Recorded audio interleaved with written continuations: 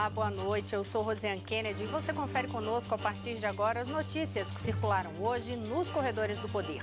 Presidente eleito Jair Bolsonaro diz que seu governo será defensor da Constituição, da democracia e da liberdade. Presidentes da República e do STF pedem pacto nacional pós-eleições, de respeito constitucional e pacificação.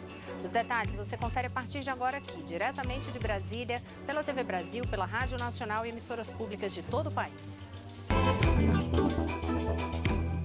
Olha, o Brasil já tem hoje um novo presidente eleito, Jair Messias Bolsonaro. O capitão reformado foi eleito com mais de 55% dos votos válidos no país. Ganhou em 4 das 5 regiões. Tem apoio na maioria dos estados brasileiros. A vitória de Jair Bolsonaro encerra um ciclo de 4 governos petistas e leva ao poder o primeiro presidente de direita desde a redemocratização do país. No discurso de vitória, Bolsonaro ressaltou que seu governo será para todos os brasileiros, será constitucional, democrático e defensor das liberdades. Confira. Liberdade é um princípio fundamental. Liberdade de ir e vir, andar nas ruas, em todos os lugares desse país. Liberdade de empreender. Liberdade política e religiosa, liberdade de informar e ter opinião, liberdade de fazer escolhas e ser respeitado por elas. Este é um país de todos nós, brasileiros natos ou de coração, um Brasil de diversas opiniões, cores e orientações. Como defensor da liberdade, vou guiar um governo que defenda e proteja os direitos do cidadão, que cumpre seus deveres e respeita as leis. Elas são para todos, porque assim será o nosso governo, constitucional e democrático. Jair Bolsonaro também disse que vai dar outra dimensão nas relações internacionais do Brasil. Libertaremos o Brasil e o Itamaraty das relações internacionais com viés ideológico a que foram submetidos nos últimos anos. O Brasil deixará de estar apartado das nações mais desenvolvidas. Buscaremos relações bilaterais com países que possam agregar valor econômico e tecnológico aos produtos brasileiros. Recuperaremos o respeito internacional pelo nosso amado Brasil. Somos um grande país e agora vamos juntos transformar esse país em uma grande nação. Uma nação livre, democrática e próspera. Brasil acima de tudo, Deus acima de todos. Bolsonaro voltou a falar na redução do tamanho do Estado. Disse que vai reduzir a estrutura do governo, reduzir privilégios, reduzir a burocracia para criar as condições para que todos cresçam. E falou que vai trabalhar para pacificar o Brasil. Mas vamos recordar o perfil do presidente eleito. Jair Bolsonaro vai chegar à presidência da República depois de 28 anos como deputado federal. Jair Bolsonaro nasceu em Campinas, São Paulo e tem 63 anos. É militar da reserva, casado e pai de 5 filhos. Estudou na Escola Preparatória de Cadetes do Exército na cidade natal e concluiu a formação na Academia Militar das Agulhas Negras, em Resende, no município fluminense. Foi vereador carioca entre 1989 e 1991, quando assumiu a cadeira de deputado federal pelo Rio de Janeiro. Cumpriu 7 mandatos consecutivos na casa, passando por 9 partidos e agora é eleito presidente da República pelo PSL, o Partido Social Liberal. No plano de governo, Jair Bolsonaro promete revisar e modernizar o conteúdo programático nas escolas, oferecer educação à distância para áreas rurais e integrar os sistemas de educação municipal, estadual e federal. O programa do presidente eleito prevê o credenciamento universal dos médicos para que toda a força de trabalho possa ser utilizada pelo Sistema Único de Saúde. Bolsonaro quer também que os profissionais cubanos do Mais Médicos recebam salário integral e promete criar a carreira de médico de Estado. Na segurança, o plano prevê investimento em equipamentos, tecnologia, inteligência e capacitação das forças policiais, o fim da progressão de penas e das saídas temporárias, redução da maioridade penal para 16 anos e a reformulação do Estatuto do Desarmamento. Bolsonaro pretende atacar o desequilíbrio fiscal e criar uma nova carteira de trabalho onde o contrato prevalece sobre a consolidação das leis do trabalho, a CLT. Além disso, ele quer atrair investimentos em infraestrutura por meio da desburocratização e simplificação dos processos e pela privatização de alguns setores. O patrimônio de Bolsonaro declarado à Justiça Eleitoral soma R$ 2.286.780 entre imóveis, veículos e aplicações.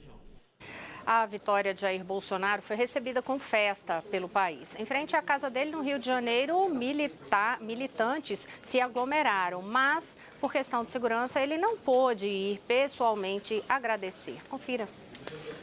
Durante todo o dia, eleitores de Jair Bolsonaro se concentraram em frente à casa do candidato na Barra da Tijuca, zona oeste do Rio.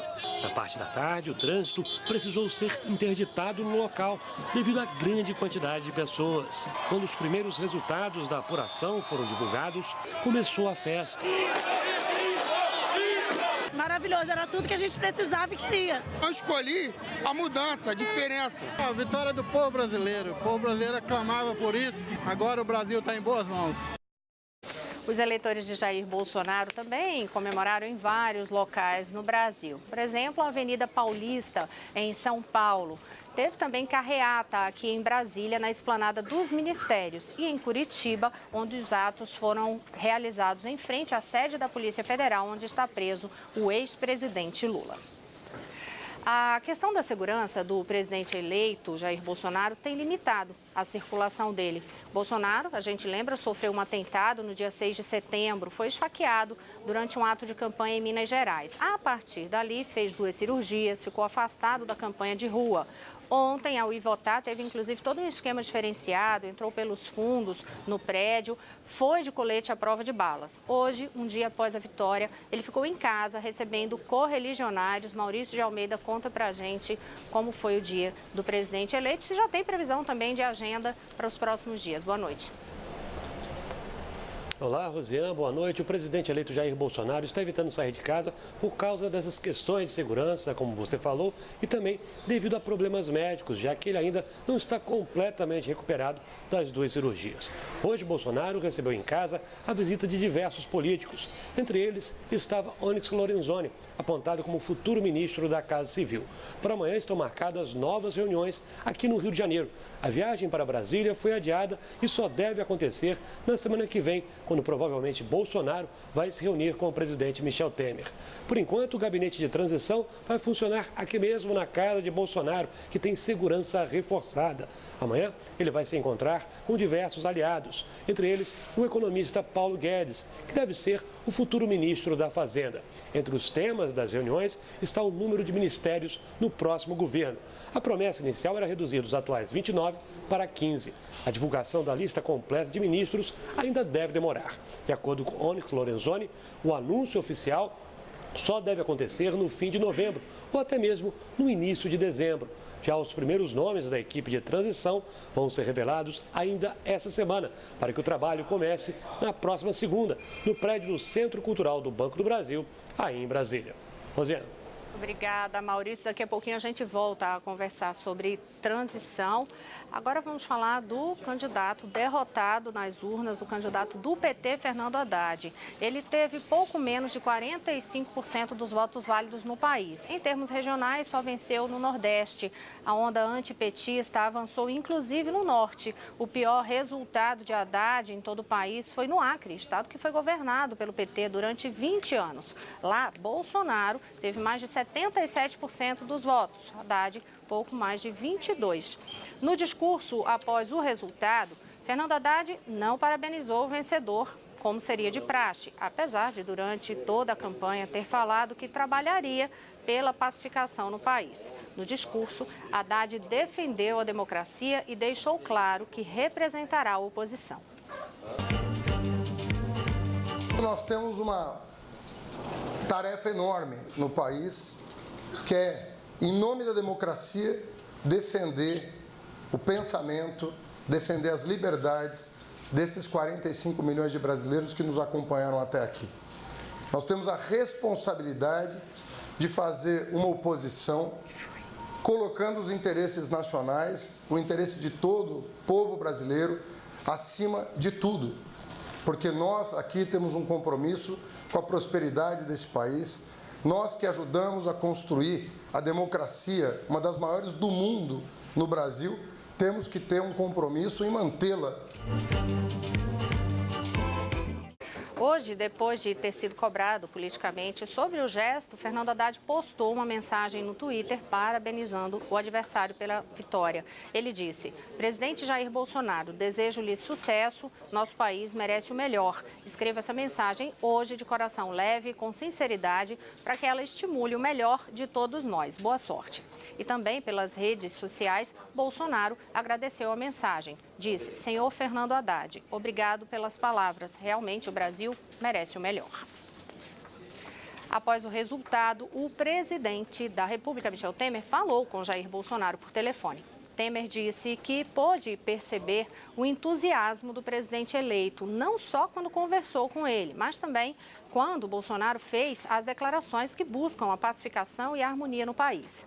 Líderes de Estado de vários países do mundo também parabenizaram Jair Bolsonaro pela vitória. Entre eles, o presidente dos Estados Unidos, Donald Trump, que afirma que vai trabalhar com Bolsonaro na área de comércio. E aí eu chamo Carolina Pimentel, aqui, editora da Agência Brasil, para conversar comigo, porque você tem outros detalhes dessas mensagens. Carol, boa noite. Boa noite, Rosiane. Boa noite a todos. Bem, o presidente dos Estados Unidos, Donald Trump, ele disse hoje que teve uma conversa muito boa com o presidente eleito Jair Bolsonaro. No Twitter, Trump disse que os dois concordaram que Brasil e Estados Unidos vão trabalhar juntos em diferentes áreas. O presidente da Rússia, Vladimir Putin, também parabenizou Bolsonaro pela vitória e disse desejar desenvolver ainda mais as relações entre os dois países. Outros líderes também se manifestaram após o resultado das eleições aqui no Brasil. A maioria das mensagens convidam o Brasil à colaboração bilateral e ao estreitamento da relação. China, França, Itália, Espanha e Portugal e os vizinhos Venezuela, Peru e Bolívia já se pronunciaram. E sobre essa repercussão internacional, o apresentador do programa Um Olhar sobre o Mundo, Moisés Rabinovici, preparou um comentário para a gente. Vamos acompanhar agora. O Brasil foi eleito o principal assunto dos jornais espanhóis, portugueses e latino-americanos. Nem todos simpáticos ou neutros diante do resultado. O Cristo do Rio surge no uruguaio El Observador, só com o braço direito. O título, Virada à Direita. O Jornal Público de Portugal diz que a extrema-direita chega à presidência num Brasil dividido. E em editorial anuncia um dia negro para a democracia. O ABC da Espanha titulou Brasil elege o seu Trump. No The New York Times e The Wall Street Journal, os títulos são para a guinada à direita. O italiano La Repubblica anuncia a vitória de Bolsonaro e explica. É um ex-militar xenófobo. Para a BBC de Londres, serão tempos incertos. Na Venezuela, o Diário 2001 resume. Brasil sacode a região com direitaço. Bem, a primeira viagem internacional do futuro presidente Jair Bolsonaro será para o Chile. Essa visita, segundo o deputado federal Onyx Lorenzoni, foi acertada com o presidente chileno Sebastián Piñera. Lembrando que Onyx Lorenzoni, né, Rosiana, deve assumir aí a Casa Civil no governo. E com a participação forte e efetiva nessa equipe de transição. No Sim. próximo bloco, Michel Temer diz que transição será formatada para que não haja descontinuidade de programas essenciais. O presidente do Supremo, Dias Toffoli, defende um pacto nacional pelas reformas fundamentais no país. Daqui a pouquinho, eu volto já. Olá, estamos de volta. Eu sou Rosiane Kennedy. Você confere conosco as notícias que circularam hoje nos corredores do poder. O presidente Michel Temer já acertou com o presidente eleito Jair Bolsonaro como será feita a transição dos governos. Hoje, ao participar de uma conferência internacional em São Paulo, Temer disse que a transição será formatada para não haver descontinuidade de programas fundamentais para o país. Vanessa Casalino tem as informações para a gente. Boa noite, Vanessa. Oi, Rosiane. Boa noite para você, boa noite a todos. Michel Temer também destacou que essa transição vai ser pautada pelo respeito à Constituição Federal e ressaltou a importância de pacificar o país. Acompanhe. Nós já estamos com tudo formatado para que o próximo governo receba tudo aquilo que nós realizamos e vamos insistir que não haja descontinuidade, mas ao contrário, que haja continuidade e aí daquilo que há de ser feito.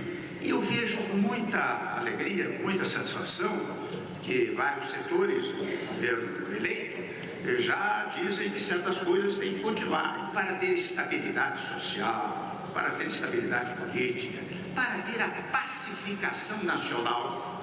E isso é fundamental, não é? É preciso cumprir rigorosamente a Constituição. Ela existe para regular as relações sociais e para harmonizá-las, nunca para desarmonizá-las.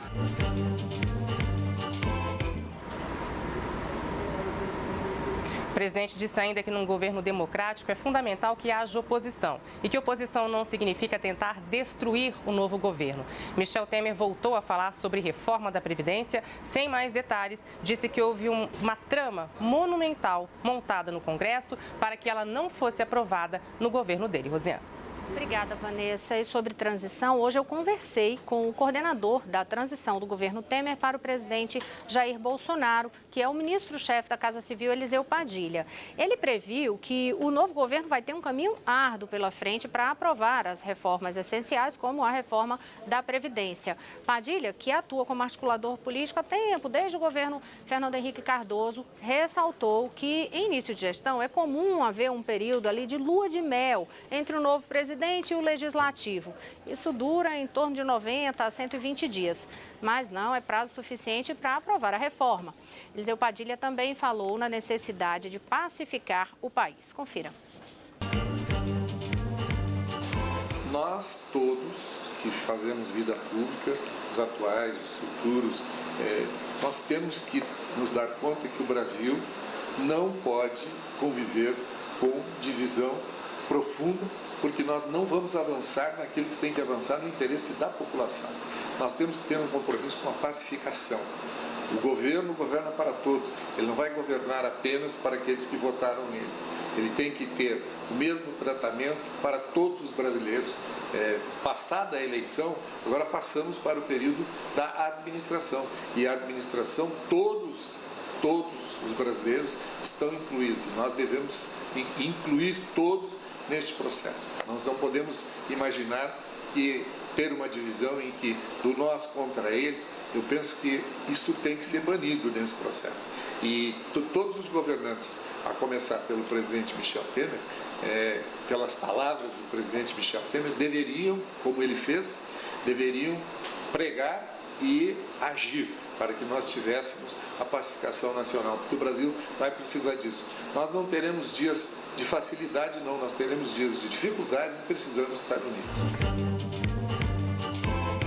Olha, eu também falei com o ministro sobre a reestruturação do MDB, partido ao qual ele é filiado há 52 anos. A sigla sofreu um esmagamento nas urnas este ano. Está entre as que mais perderam espaço no Congresso, por exemplo. E aí Padilha fez uma análise dos motivos. O MDB, ele pagou o preço de não ter tido a modernização como partido, da forma de trabalhar, e pagou o preço de ser o grande partido nos últimos governos. Ele sempre esteve nos últimos governos. Como essa eleição, ela foi uma eleição que se projetou muito do contra quem era, nós vemos pelas renovações, né? Do contra quem era, o MDB acabou pagando um preço caro por isso, pelo seu tamanho, pelo seu gigantismo e pela sua participação. Ele participou.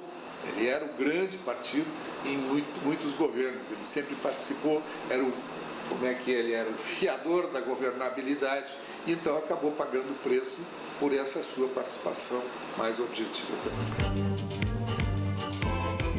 A íntegra desta entrevista exclusiva com o ministro da Casa Civil, Eliseu Padilha, coordenador da equipe de transição do governo Temer, você acompanha logo mais aqui na TV Brasil, às 9h15 da noite, no programa Conversa com Rosiane Kennedy.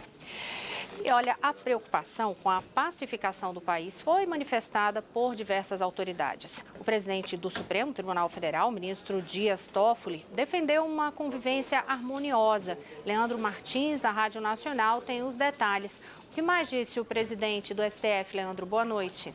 Boa noite, Rosiane, e a todos. O presidente do Supremo Tribunal Federal, ministro Dias Toffoli, defendeu uma convivência harmoniosa e um país sem radicalismos, seja por parte da situação ou da oposição. Vamos ouvir.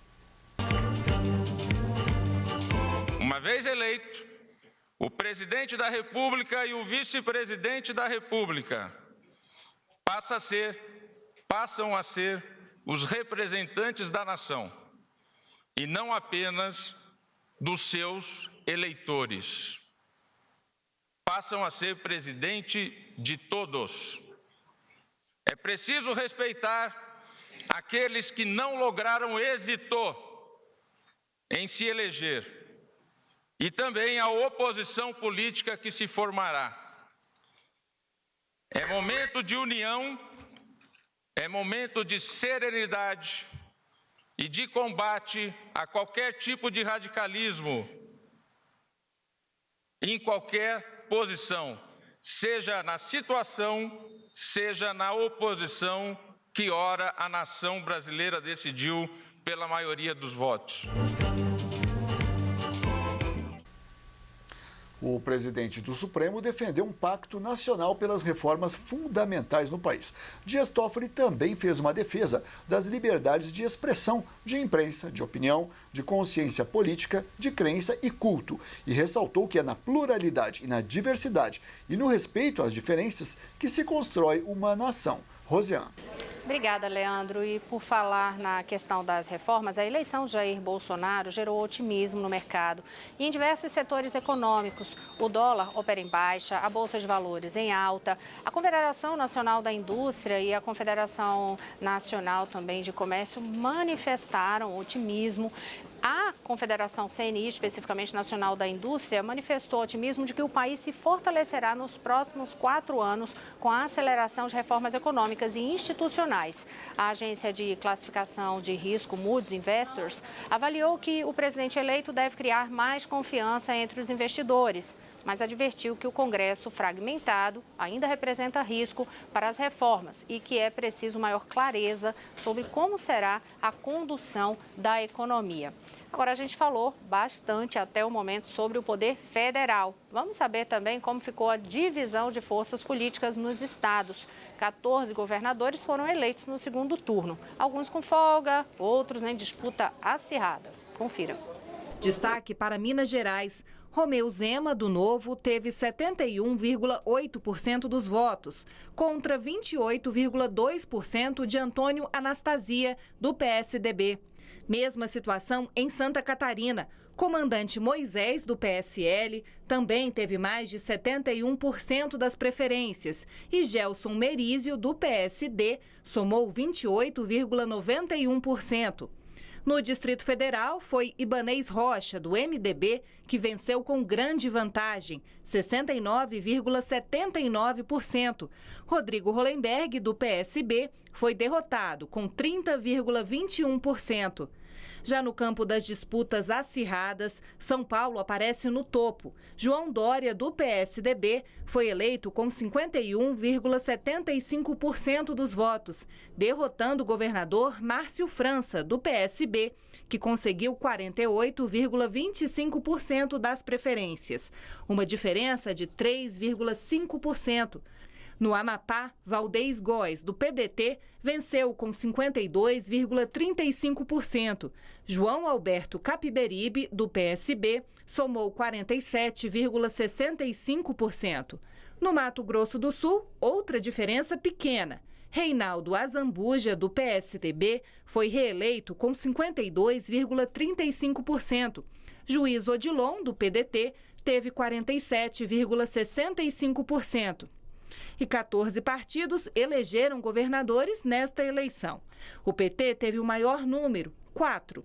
O partido também elegeu a única governadora, Fátima Bezerra, no Rio Grande do Norte. O MDB teve o pior desempenho da história. Elegeu apenas 3 governadores, em contraste com 7 das eleições anteriores. Já o PSL, do presidente eleito Jair Bolsonaro, elegeu governadores pela primeira vez. 3 representantes, mesmo número do PSDB e do PSB.